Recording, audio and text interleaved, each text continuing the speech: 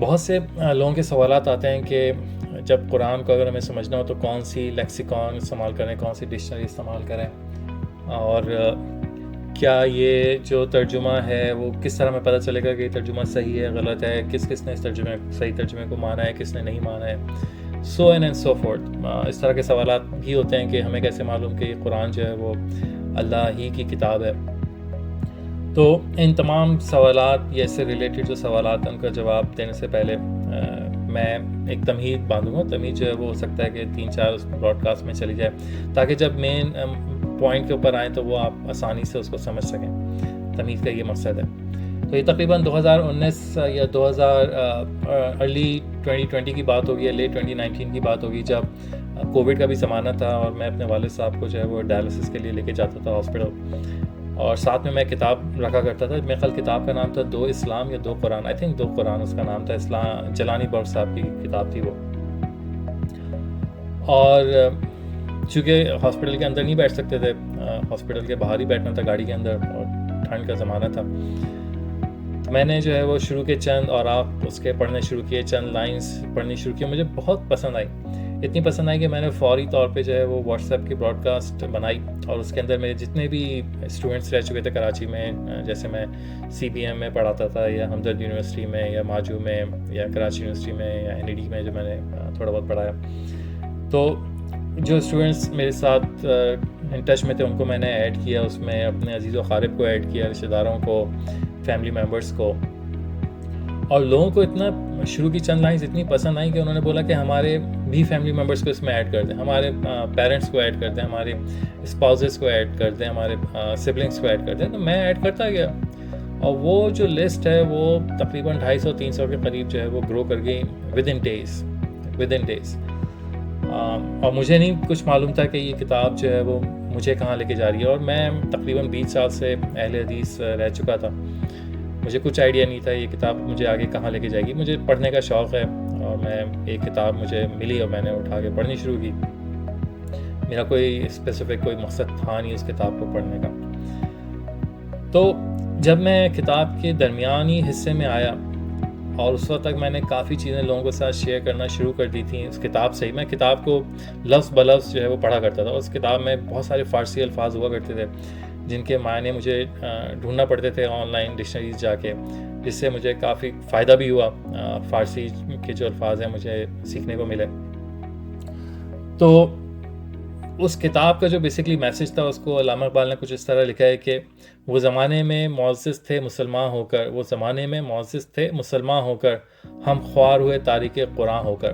تو وہ بیسکلی کتاب جو ہے وہ یہ بتانا چاہ رہی تھی کہ قرآن ہی جو ہے وہ آپ کی جو ہے وہ بک آف گائیڈنس ہے. اور اس کو اس طرح بھی کہا کہ تلاش علم تو پہنچ گیا کہاں سے کہاں تک جہاں میں، تلاش علم تو پہنچ گیا کہاں سے کہاں تک جہاں میں، بتا تو صحیح وہ کون سا سبق ہے جو خدا نے نہیں دیا قرآن میں.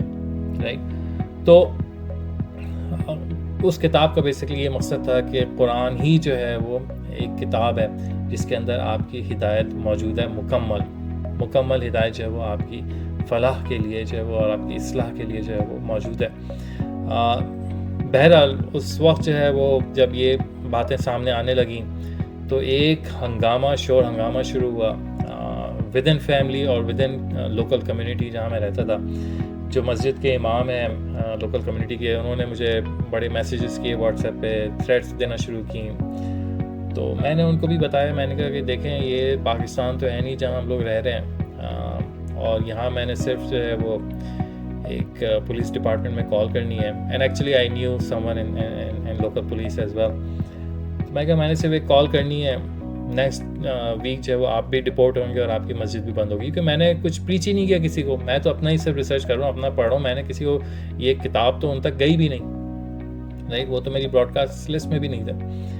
بہرحال چونکہ چیزیں لیک آؤٹ ہوتی ہیں کرتے کرتے جو ہے وہ لوگوں تک پہنچی. بہت سے رشتہ داروں نے جو ہے وہ اوبیسلی بحث مباحثہ نہیں کیا، ان اے سینس کہ علمی بحث مباحثہ نہیں کیا.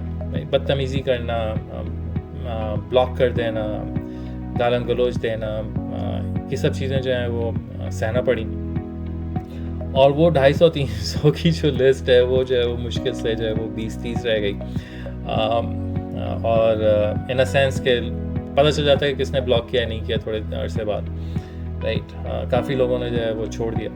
لیکن جیسے جیسے جو ہے وہ ہم آگے بڑھتے گئے، وہ کہتے ہیں نا کہ منزل سے آگے بڑھ کر منزل تلاش کر، منزل سے آگے بڑھ کر منزل تلاش کر، مل جائے تجھ کو دریا تو سمندر تلاش کر. تو ہم اس سمندر کی تلاش میں نکلتے رہے، اور کارواں جو ہے وہ پھر سے بڑھتا گیا، اور رشتہ دار چھوڑتے چلے گئے، لیکن جن کو میں جانتا بھی نہیں تھا وہ رشتہ داروں سے بھی قریب ہوتے چلے گئے.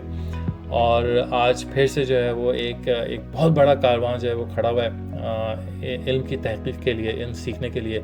اور میں تہ دل سے آپ سب کا شکر گزار ہوں کہ آپ لوگوں نے جو ہے وہ برداشت کیا مجھے.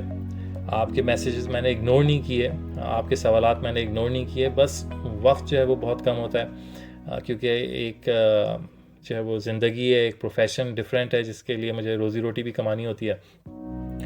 اور پھر بہت سارے جو حضرات ہوتے ہیں جو سوالات کرتے ہیں، وہ بعض دفعہ ترکی سے آ رہے ہوتے ہیں، رشیا سے آ رہے ہوتے ہیں، پرتگال سے آ رہے ہوتے ہیں، رائٹ. ان کی اپنی ڈفرینٹ لینگویج ہوتی ہے. ان سوالات کو جو ہے وہ ٹرانسلیٹ کرنا، اس کو سمجھنا، اور پھر ان کو جواب دینا، جواب کو ٹرانسلیٹ کر کے ان کو تک پہنچانا. پھر ظاہر سی بات ہے وہ ٹرانسلیشن کوئی ایکسپرٹ ٹرانسلیشن تو ہوتی نہیں ہے، وہ بھی سمجھ نہیں پاتے صحیح سے.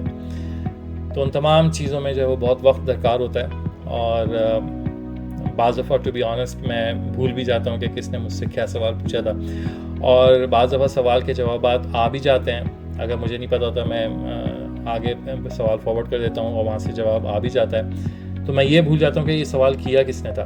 تو آپ بلا جھجک جو ہے وہ مجھے یاد دلا دیا کریں، کوئی ایسا مسئلہ نہیں ہے. تو ان تمام حضرات کا جو میرے ساتھ رہے، مجھے برداشت کیا، ان کے لیے آتا ہے نا کہ گئے دن کے تنہا تھا میں انجمن میں، گئے دن کے تنہا تھا میں انجمن میں، یہاں اب میرے رازداں اور بھی ہیں.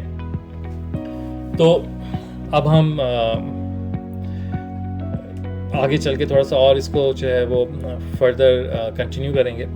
اور اس وقت تک کے لیے اجازت دیجیے، پھر ملاقات ہوگی.